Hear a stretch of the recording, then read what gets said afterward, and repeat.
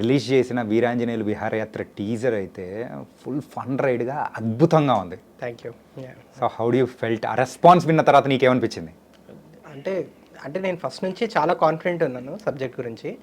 ఖచ్చితంగా బాగా వెళ్తుంది అని తెలుసు. బట్ కొందరు స్పెషల్ పీపుల్ నుంచి, లైక్ నేను అడ్మైర్ చేసిన వాళ్ళ దగ్గర నుంచి కూడా నాకు మెసేజెస్ రావటం, ఫోన్ కాల్స్ రావటం. ఇది మళ్ళీ ఏదో నేను పంపిస్తే వచ్చి రావటం ఇట్లా కూడా కాదు, వాళ్ళుగా నాకు కాల్ చేసి చెప్పడము. ఇటువంటి మూమెంట్స్ నాకు చాలా హై ఇచ్చాయి. వన్ ఆఫ్ దెమ్ వాసు గారు కూడా నాకు ఒక మంచి కాంప్లిమెంట్ ఇచ్చారు, మెసేజెస్ పెట్టారు. I felt really nice about it. యాక్చువల్గా ఇక్కడి నుంచే మొదలయ్యావు. అవును. సో ఈరోజు ఆ స్థాయికి అనేది వెళ్ళావు, మళ్ళీ ఇక్కడ ఇంటర్వ్యూ ఇవ్వడానికి కూడా వచ్చావు.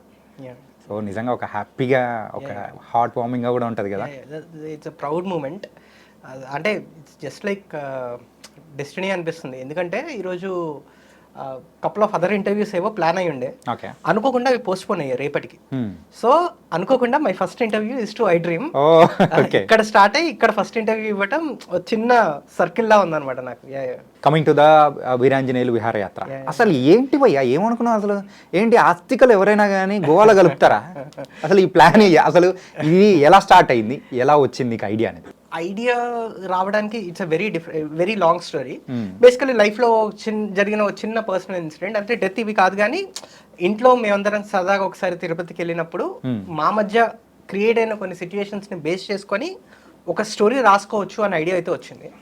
ఇలాగే ఐ డ్రీమ్లో కూర్చున్నప్పుడు అరౌండ్ 2019 అనుకుంటా, ఆ టైంలో ఫ్రెండ్స్ ఇలాగే అందరం డైరెక్ట్ చేస్తున్న స్కెచ్ వీడియోస్ చేస్తున్న వాళ్ళందరం ఇలాగే కూర్చున్నప్పుడు అందరికి ఒకసారి సరదాగా కథ చెప్పాను, ఇలా ఒకటి అనుకుంటున్నాను అని. ఓ సూపర్ రెస్పాన్స్ అనమాట. ఓ ఇది భలే ఉంది, ఇదేంటి ఇది సూపర్ ఉంది, అది ఇది అని చెప్పేసి. బట్ దెన్ స్లోలీ వచ్చే ఒక 10 అదర్ ఐడియాస్తో పాటు అది ఒక ఐడియా కింద మిగిలిపోయింది చాలా కాలం. 2020 కోవిడ్ అనుకుంటాను, ఆ టైంలో ఒక పాజిటివ్ సినిమా రాసుకోవాలి, ఒక హ్యాపీ ఫిల్మ్ రాయాలి. అంటే చాలా డిప్రెసింగ్ డేస్ మనకు అవి బేసికలీ. సో నన్ను నేను కంఫర్ట్ చేసుకోవాలి, బేసికలీ నన్ను నేను కంఫర్ట్ చేసుకోవడానికి ఒక మంచి కథ రాసుకోవాలనుకున్నప్పుడు ఫస్ట్ స్ట్రైక్ అయిన స్టోరీ ఈ స్టోరీ. అక్కడ నుంచి అది స్లోలీ డెవలప్ అవుతూ ఈ స్టేజ్కి వచ్చింది. కానీ నువ్వు చెప్పిన ఆన్సర్ యూజువల్లీ కొన్ని బయట ఒకటి సర్క్యులేట్ అవుతుంది. ఏంటంటే ఈ టీజర్ చూసిన తర్వాత ఏంటంటే ఇది ఒక రీమేక్ లేకపోతే ఏదో అని చెప్పేసి మళ్ళీ సంథింగ్ లాంగ్వేజ్ నుంచి తీసుకున్నారు, ఇన్స్పైర్ అయ్యారు అని చెప్పేసి అని అంటే, ఎందుకంటే బేసిక్గా ఈ స్టోరీ నేను చాలా రోజుల క్రితమే విన్నాను ఈ ఐడియా అనేది నీ దగ్గర నుంచే. సో ఇది కాదు అని మీ నోట్ నుంచి చెప్పిస్తేనే చాలా బాగుంటుంది అనిపించింది. Definitely. So very simple thing అండి, అది ఎందుకు వస్తుందో కూడా నాకు ఐడియా ఉంది. ఎందుకంటే ఇప్పుడు ఫ్రెండ్ ట్రావెల్ ఫిల్మ్స్ ఉన్నాయి, like we have Dil Chahta Hai ఉంది, ఈ నగరానికి ఏమైంది, ఇంకా కపుల్ ఆఫ్ చాలా అదర్ ఫిల్మ్స్ ఉన్నాయి. అవి ఏవి ఆ సినిమా నుంచి ఈ సినిమా తీసుకున్నారని ఎవరు అనలేదు. ఎందుకు అనలేదు అంటే అది దాన్ని యాక్సెప్ట్ చేసేసిన జానర్. అది యాక్చువల్లీ ఏంటి, ఫ్రెండ్స్ ట్రావెల్కి వెళ్తారనేది ఒక యాక్సెప్ట్ చేసిన జానర్. ఫ్యామిలీ ట్రిప్కి వెళ్ళటం అనేసరికి ఇది కొత్త జానర్. కొత్త జానర్ వచ్చేసరికి ఓకే ఆల్రెడీ అక్కడ వచ్చింది కాబట్టి అందులోంచి ఏమైనా తీసుకున్నారా అని డౌట్ వస్తుంది. ఎలా అయితే దిల్ చాహతా హై వేరు, ఈ నగరానికి ఏమైంది వేరో, అట్లాగా ఫాలిమీ వేరు, వీరాంజనేయులు విహారయాత్ర వేరు. Very different films in all the possible ways. I didn't see Falimy, but నాకు చూసిన చాలా మంది చెప్పిన విషయం ఏంటి అంటే ఆ సినిమాకి మా సినిమాకి సంబంధం లేదు. ఇంకోటి నేను 2021లో దీన్ని స్వాలో రిజిస్టర్ చేసుకున్నాను. ఆ టైంకి ఫాలిమీ అనే సినిమా లేదు అసలు. So that's it. తనకైతే తీసిన ఒరిజినల్ కంటెంట్ అని మాత్రం ఒరిజినల్ సినిమా. I have my inspirations but it's not ఫాలిమీ.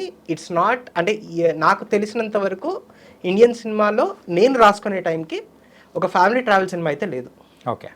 So ఫ్రెండ్స్తో చూసాము, అన్ని దానిలో అంటే వేరే రకాలుగా చూసాం, కానీ ఫ్యామిలీతో ఇస్తాను డిఫరెంట్ థింగ్. కరెక్ట్. సో అంతే కదా, డైనమిక్స్ వేరు ఉంటాయి. లైక్ మా ఫ్రెండ్తో నాకు అయ్యే గొడవకి, మా చెల్లితో నాకు అయ్యే గొడవకి డిఫరెన్స్ ఉంటుంది. ఫ్రెండ్తో వేరే రీజన్ గొడవ పడతాను, చెల్లితో వేరే రీజన్ గొడవ పడతాను. ఫ్రెండ్తో గొడవ అయినప్పుడు ఒక విధంగా రియాక్ట్ అవుతాను, చెల్లితో రియాక్ట్ అయినప్పుడు వేరే విధంగా రియాక్ట్ అవుతాను. సో కంప్లీట్ డైనమిక్స్ మారిపోతాయి. సో ఇంకొకటి, ఫ్రెండ్స్తో ఎంతమంది గోవాకి వెళ్ళారు నాకు తెలియదు, కానీ ఫ్యామిలీతో తిరుపతికి చాలా మంది వెళ్ళి ఉంటారు.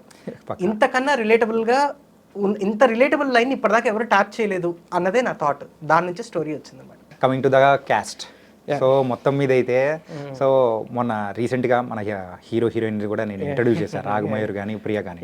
వాళ్ళు ఏమంటున్నారంటే మాకు ఒక జంధ్యాల స్కూల్లో ఉన్నట్టు మాకు అనిపిస్తూ ఉంది అని చెప్పేసి. యాక్చువల్గా అది ఇంటెన్షనల్గా తీసుకున్నారా లేకపోతే ఎలా, ఈ క్యారెక్టర్స్ రాసుకునేటప్పుడు ఎలా? వీరాంజనేయులు అనే క్యారెక్టర్కి ఇంత ముందర వేరే పేరు పెట్టుకున్నాను, ఆ క్యారెక్టర్ వేరే నేమ్ ఉండే. ఓకే. ఆ క్యారెక్టర్ రాసుకున్నప్పుడు అది బ్రహ్మానందం గారు చేయాలని నాకు ఫిక్స్. అది ఆ వాయిస్ ఓవర్ అన్నది ఈ సినిమాకి బ్రహ్మానందం గారే ఇవ్వాలి అన్నది పెన్ను పెడుతున్నప్పుడే తెలుసు నాకు. ఓకే. నెక్స్ట్ నాగేశ్వరం, ఆ రోల్ ఎప్పుడైతే రాసుకున్నానో, రోల్ రాసుకుంటున్న క్రమంలోనే నరేష్ గారు తప్పితే ఎవరు దీనికి suit car. Okay. Fix. Tick tick 2 టిక్కులు పడిపోయి. ఇది అనుకోని జంజాల్ గారిది అనుకున్నట్టు కాదు, ఓకే, బట్ ఈ క్యారెక్టర్కి వాళ్ళు తప్పితే ఎవరు న్యాయం చేయలేరు. ఈ 2 టిక్కులు పడిపోయి రాస్తున్న కొద్దీ కాంతమ్మ అన్న క్యారెక్టర్ పేరు కాంతమ్మ, శ్రీలక్ష్మి గారు ప్లే చేసిన రోల్ అది మోస్ట్ ఎగ్జైటింగ్ రోల్ కింద మారిపోయింది. ఏమ్మా ఇక్కడ బ్రహ్మానందం గారు ఉన్నారు, నరేష్ గారు ఉన్నారు, వీళ్ళని బ్యాలెన్స్ చేయాలి, ఇంకో యాక్టర్స్ రావాలి, ఆ రేంజ్ యాక్టర్స్ రావాలి.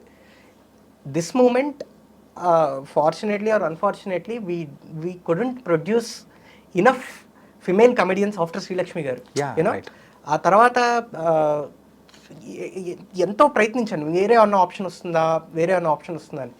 అంటే ఫస్ట్ శ్రీలక్ష్మి గారు అనుకొని స్టార్ట్ చేసాము, but then for various reasons వేరే యాక్టర్కి వెళ్దామన్న థాట్ వచ్చేసి వేరే ఇంకొక 10-15 మందిని ట్రై చేసి ఎవరు కాదని పక్కన పెట్టేసి మళ్ళీ శ్రీలక్ష్మి గారికి వచ్చాం అనమాట. సో అంటే శ్రీలక్ష్మి గారి కోసమే ఆ రోల్ డిజైన్ అయింది, ఆ డిజైన్ అయిన రోల్కి శ్రీలక్ష్మి గారు న్యాయం చేయగలరు. సో ఆ విధంగా ఈ 2 కాంప్లిమెంట్ చేసుకుంటాం. శ్రీలక్ష్మి గారు సినిమా అంతా అయిపోయాక లాస్ట్ డే నాతో ఒక మాట అన్నారు, 1980s నుంచి చాలా సినిమాల్లో క్యారెక్టర్స్ చేశాను, బట్ ఇందులో ఉన్న ప్రామినెన్స్ నాకు వాటిలో కూడా లేదు అని చెప్పేసి అన్నారు ఆవిడ. సో ఐ ఫెల్ట్ చాలా ఓవర్వెల్మింగ్ అనిపించింది అనమాట నాకు. సో అంటే నిజంగా ఇట్ వాస్ ఫ్యాంటాస్టిక్.